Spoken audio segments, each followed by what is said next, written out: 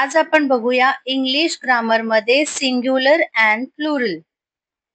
In English grammar, singular refers to one while plural refers to more than one. English grammar मध्ये singular म्हणजे एकच वस्तू किंवा व्यक्ती आणि प्लुरल म्हणजे एकापेक्षा जास्त. Now we will see examples. Cat, cats. Cat हे सिंग्युलर आहे, एक कॅट. कॅट्स हे प्लुरल आहे, लास्टला एस जॉईन करायचा. Dog, dogs. Apple, apples. Car, cars. Tree, trees.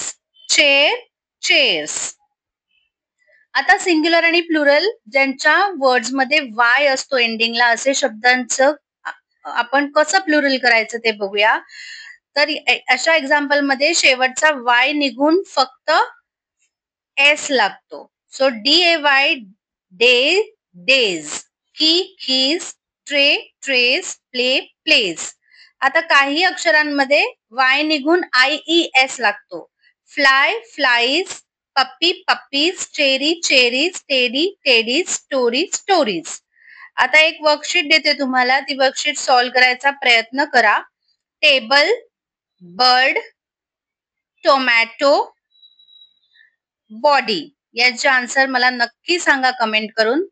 हा व्हिडिओ आवडला असल्यास लाईक, कमेंट अँड शेअर करा.